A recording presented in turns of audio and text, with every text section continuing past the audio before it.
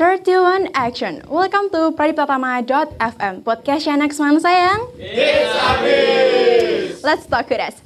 Halo teman-teman di rumah. Semoga teman-teman hari ini dalam keadaan yang sehat, bahagia, dan semangat. Karena hari ini kita akan membahas topik yang sangat menarik, yang sangat krusial untuk teman-teman perhatikan. Terutama bagi golongan muda.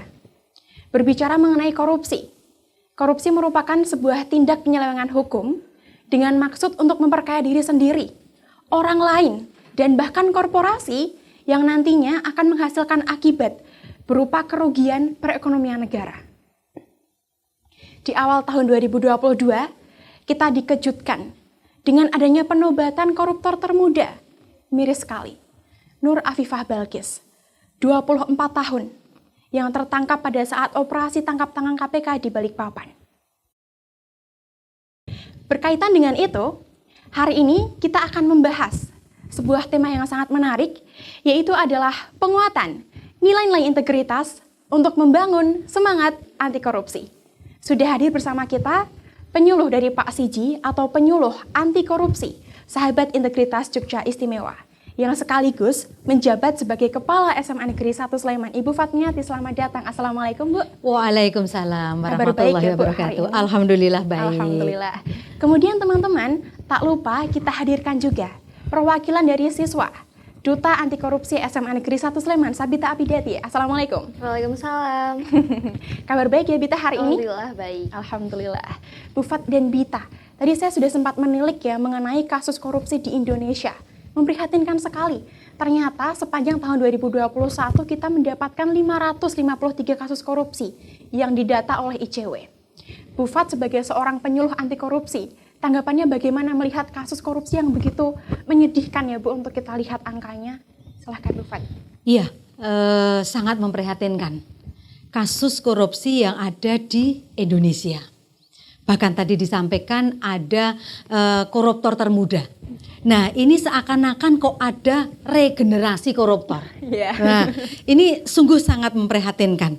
Nah, saya dari anggota Pak Siji ini ingin berupaya bagaimana kita bisa menyadarkan. Nah, khususnya pada generasi muda yang saat ini kita harus bisa membangun semangat anti korupsi. Sungguh luar biasa, kita sedih sekali ketika menyaksikan para koruptor itu tertangkap, namun seakan-akan mereka tidak bersalah, merasa tidak bersalah. Ini sungguh pembelajaran yang tidak baik untuk generasi muda.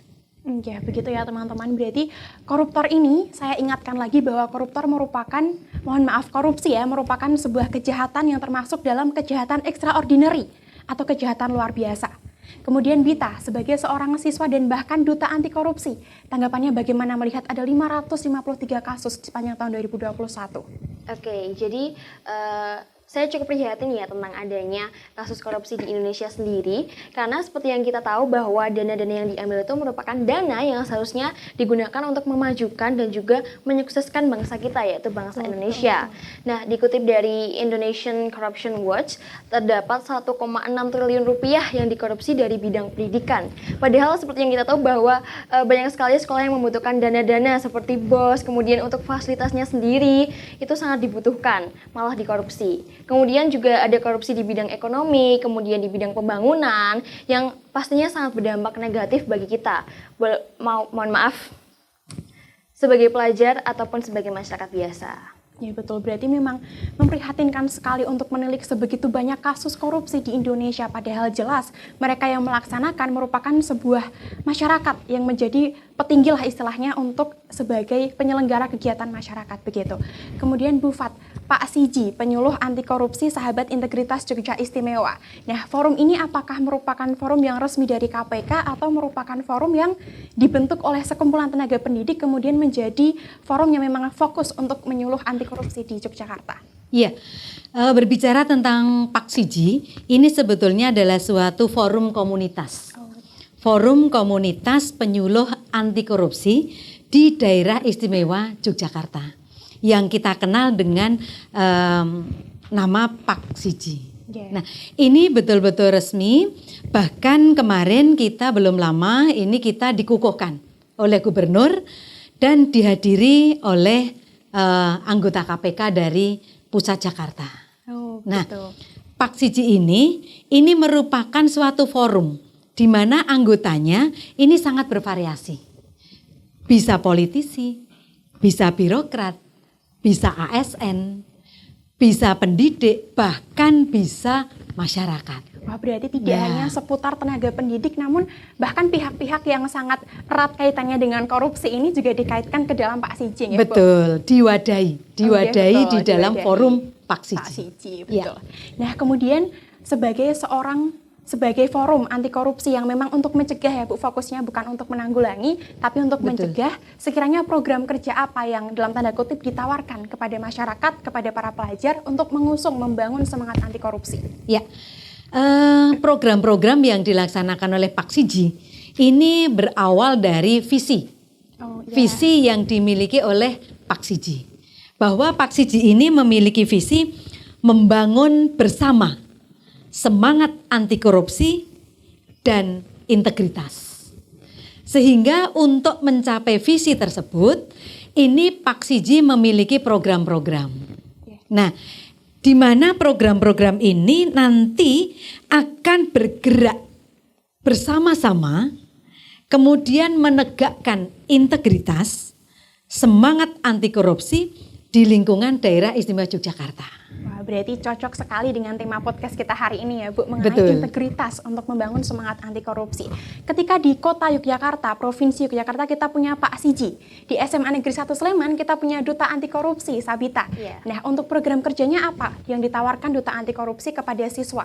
Oke, jadi Duta Anti Korupsi SMA Negeri 1 Sleman sendiri sudah merencanakan beberapa program. Yang pertama itu adalah kunjungan ke Kejaksaan Kabupaten Sleman. Nah, dari program ini diharapkan untuk duta-dutanya itu bisa mengetahui program kerja kejaksaan apa saja sih yang relevan di jenjang sekolah, seperti itu. Berarti kita memberdayakan terlebih dahulu duta-dutanya, kemudian Betul. baru kita implementasikan kepada siswa-siswi SMA Negeri 1 Sleman, begitu Iya, ya? betul sekali. Kemudian yang kedua, kita juga mempunyai lomba poster anti korupsi yang bekerja sama dengan Panitia HUT untuk memperingati ulang tahun SMA Negeri 1 Sleman yang akan dilaksanakan besok bulan Juli. Kemudian kita juga ada penyuluhan paham anti korupsi kepada peserta didik baru SMA Negeri 1 Sleman yang akan dilaksanakan pada saat MPLS. Nah, tujuannya ini tuh adalah untuk memotivasi peserta didik yang baru masuk ke SMA Negeri 1 Sleman tentang paham anti korupsi. Juga menerangkan bahwa SMA Negeri 1 Sleman ini adalah sekolah yang bebas akan korupsi, seperti itu. Kemudian yang terakhir, kita juga ada seminar anti korupsi yang sasarannya untuk kelas 10 dan juga kelas 11. Itu akan dilaksanakan pada bulan November dan dalam rangka untuk memperingati Hari Anti Korupsi Nasional di Indonesia yang jatuh pada Desember. Nah, nanti untuk narasumbernya kita bisa mengambil dari luar, mungkin bisa mengambil dari organisasi yang Bu Fat ikuti, yaitu Paksiji, atau mungkin kita mengambil dari Kejaksaan di Kabupaten Sleman. Seperti itu, Kak. Oh, baik, berarti memang program kerjanya dikemas dengan menarik supaya pada saat direalisasikan pada siswa itu juga merasa tertarik untuk mengikuti, begitu ya? Iya, betul sekali. Kemudian kita kan memang hari ini sangat berkaitan erat dengan siswa, kemudian dengan anti korupsi. Saya penasaran ya Bu, mungkin teman-teman di rumah juga penasaran, apakah ada kemungkinan, ada potensi siswa melaksanakan korupsi? Iya, sebagai anak muda, sebagai pelajar, kadang tidak merasa bahwa dirinya telah melakukan perilaku-perilaku yang mengarah pada korupsi. Contohnya, hilangnya sifat jujur ketika siswa itu mengerjakan soal.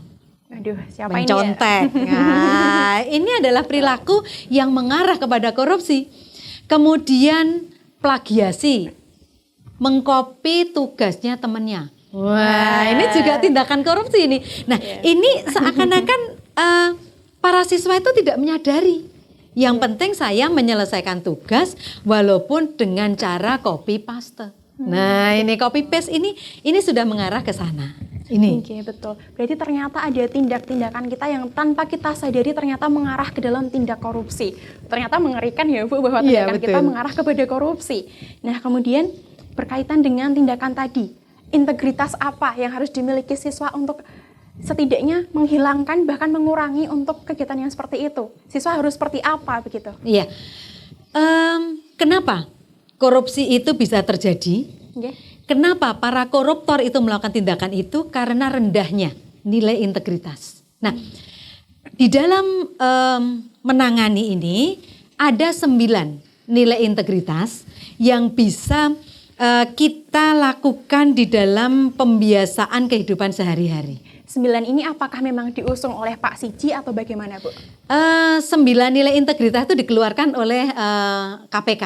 Oh ya. Ini sudah merupakan suatu istilahnya adalah paten ya. Okay. Nilai-nilai integritas anti korupsi yang dikeluarkan oleh KPK.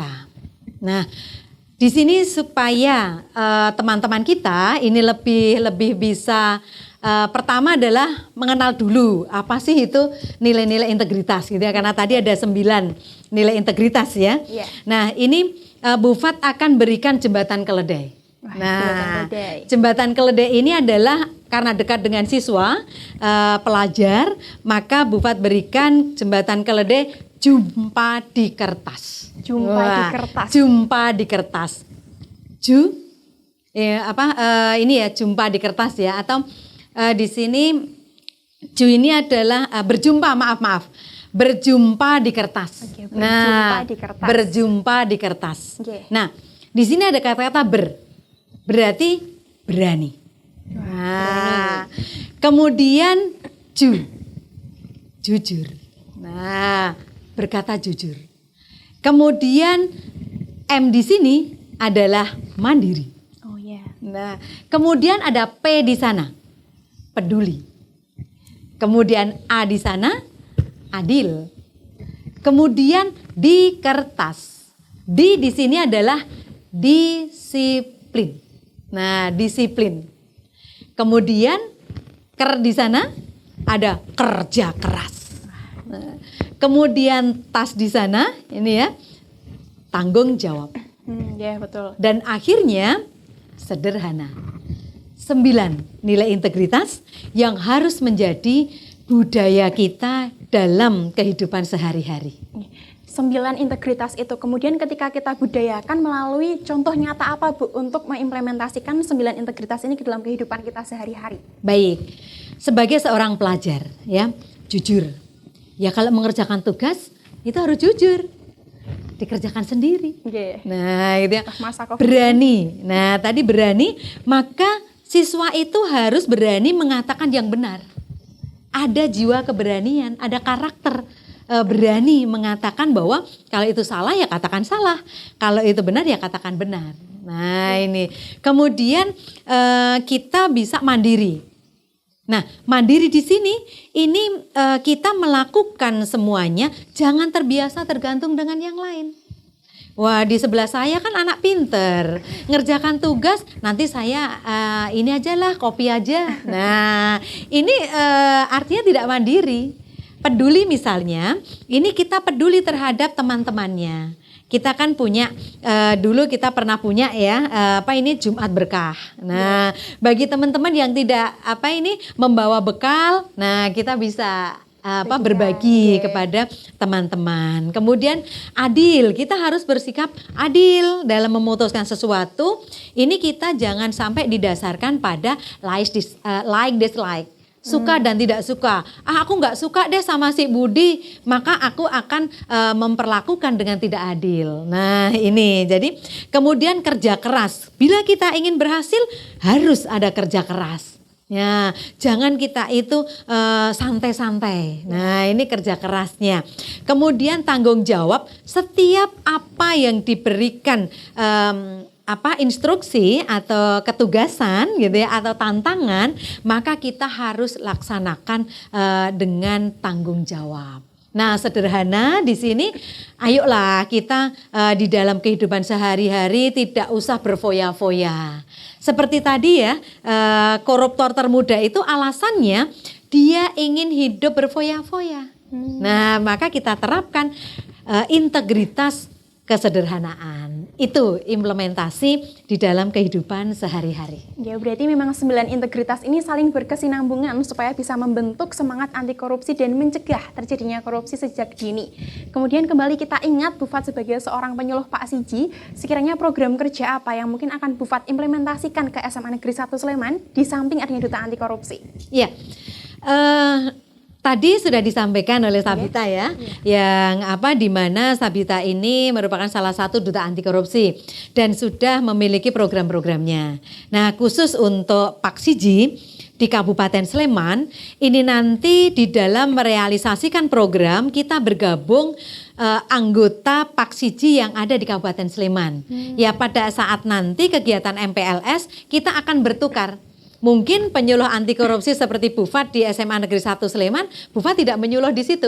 Tapi Bu Fat akan menyuluh di SMA 2 misalnya, SMA Depok misalnya, dan juga teman-teman yang tergabung di dalam Pak Siji di Kabupaten Sleman. Jadi melakukan penyuluhan secara disebar di berbagai sekolah. Ya, berarti sudah tidak dalam satu sekolah ngoten ya Bu? Betul. Cakupannya. Ya.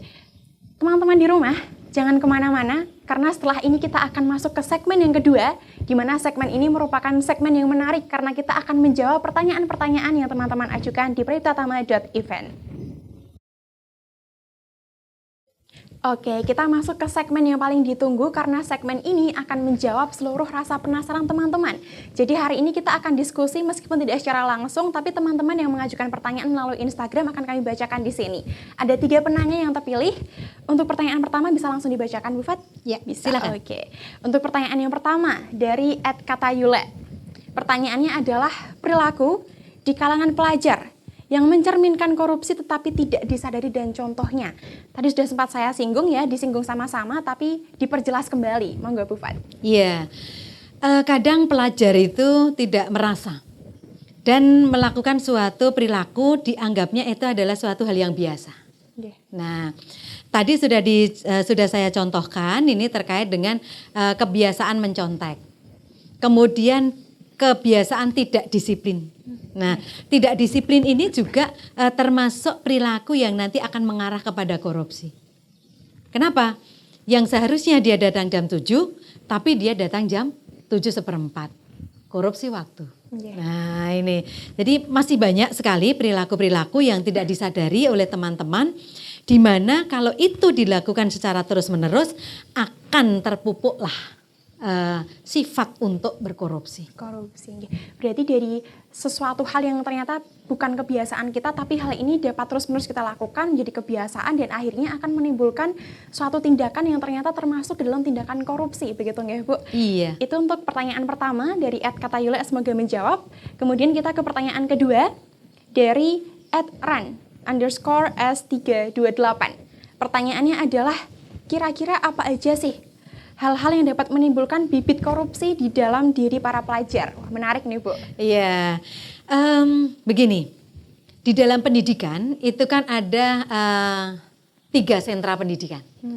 Yang pertama itu adalah keluarga, kemudian sekolah dan masyarakat. Nah, bibit korupsi ini kadang ada pada keluarga yang itu tidak disadari. Contoh misalnya, ibu memberikan uang kepada anaknya, suruh membelikan barang misalnya, sayuran misalnya, diberikan uang 20.000. Tapi si ibu ini tidak pernah menanyakan harga sayuran berapa. Nah, dan si anak ini karena ini uang ibunya, dia tidak melaporkan bahwa misalnya uang itu habis digunakan belanja atau masih ada sisa. Nah, ini sering terjadi di keluarga dan ini dianggapnya sebuah hal yang biasa. Padahal anak itu kan harus, pertama dia harus lapor dulu. Bu, uangnya sekian, ada kembalian sekian. Meskipun tidak ditanya ya Bu. Betul, atau si ibunya tanya, tadi uang 20.000 dibelanjakan apa saja. Ini mendidik anak untuk jujur. Oke, betul. Berarti memang butuh peran aktif kedua belah pihak untuk mengusung semangat anti korupsi nih teman-teman. Sekarang kita menuju ke pertanyaan ketiga yang akan dijawab oleh dari Duta Anti Korupsi, Sabita. Pertanyaannya adalah contoh korupsi yang dilakukan diri sendiri dari @heavyhudai_. Silahkan Bita. Oke, jadi sebenarnya jawabannya tadi sudah disinggung semua oleh Bu Fat ya. Seperti yang tadi barusan saja dibahas, yaitu saat ibu itu meminta tolong untuk membelikan sayuran ataupun bahan keperluan pokok untuk rumah, tapi ternyata ada sisa dan sama anaknya itu tidak dikembalikan ataupun tidak ditanya oleh ibunya. Maka hal tersebut bisa menjadikan bibit dari korupsi. Juga tadi sempat disinggung tentang mencontek, seperti yang kita tahu bahwa kurang lebih 2 tahun kita online ya teman-teman. Kemudian kita terbiasa di rumah, sekarang alhamdulillah kita sudah bisa di sekolah. Namun kita ujiannya kemarin menggunakan elektronik, yaitu HP ataupun laptop. Lalu terbesit kata-kata seperti, ya udahlah, aku nggak usah belajar aja, kan juga online, bisa buka Google atau bisa buka tab yang lain. Nah, walaupun sepertinya itu sangat sepele, tapi jika dibiarkan itu bisa menjadikan suatu bencana. Karena kita berpikir bahwa ibuku tadi nggak nanyain kok, jadi kayaknya kalau misalnya sisanya banyak ya udah nggak apa-apa, aku ambil aja. Akan seperti itu terus. Jadi memang hal sepele seperti itu harus dihilangkan sejak sedini mungkin. Betul. Hal-hal kecil yang tanpa kita sadari dapat menimbulkan bibit korupsi. Wah, oke. Untuk menutup acara ini, dari Bu Fat sendiri, apakah ada semacam closing statement untuk teman-teman penonton di rumah? Oh iya, baik. Di sini akan Bu Fat tutup dengan pantun. Waduh, kreatif sekali. Ini biasanya kita kalau menyuluh korupsi ya, menyuluh tentang membangun semangat korupsi, itu kita buka dengan pantun, kita tutup dengan pantun. Tapi tadi itu tidak dibuka dengan pantun, sekarang saya buka dengan pantun ya. Oh iya, nah, boleh, baik. Silahkan. Nah, pantun yang ini untuk menutup segmen pada siang hari ini. Sekolah jangan terlambat. Cakep. Pakai seragam berdasi. Cakep. Kita bisa menjadi hebat jika serentak lawan korupsi. Kreatif sekali penyuluh dari Pak Sijini ya teman-teman, menutupnya dengan pantun. Kemudian Sabita, silahkan apa yang disampaikan kepada teman-teman di rumah? Oke, buat teman-teman semuanya yang di rumah, sebenarnya kegiatan yang mencerminkan anti korupsi itu mudah kok dilakuin. Apalagi tadi sudah dibahas banyak banget tentang integritas yang harus dimiliki, yaitu punya jembatan keledai berjumpa di kertas. Jadi buat teman-teman semua yang sudah melakukan kegiatan yang mencerminkan kegiatan anti korupsi, tetap lakukan itu, kembangkan terus dan juga sebarkan ke yang lain agar yang lain juga makin paham tentang anti korupsi. Dan bagi yang belum melaksanakan atau ingin merasakan seperti apa sih kegiatan anti korupsi itu, nggak apa-apa, nggak ada kata terlambat untuk menjadi yang lebih baik lagi. So, never stop to be better than before. Wah, oke. Bukan Sabita. Banyak sekali pelajaran yang kita dapat hari ini, mulai dari korupsi sendiri, kemudian contohnya apa, integritasnya yang harus kita tanamkan seperti apa. Wah, penuh ya Bu hari ini gelasnya, informasinya. Betul. Sangat menarik sekali. Oke. Terima kasih Bu Fat sudah hadir di studio Pratama.fm ya ini. Sama-sama. Terima kasih juga Sabita sudah hadir hari ini. Sama-sama. Dan terima kasih teman-teman di rumah sudah hadir dan menonton dari awal sampai akhir Pratama.fm hari ini. Tapi sayang sekali hari ini kita akan berpisah dan sekaligus menutup program dari Pratama.fm. Tapi jangan sedih banget, jangan berlarut-larut karena teman-teman di rumah masih bisa menyaksikan ulang tayangan kami di YouTube Pratama Official dan akun Spotify OSIS Pratama. Begitu. Akhir kata, saya Alia Zahra Mezaluna, salam 31 Action.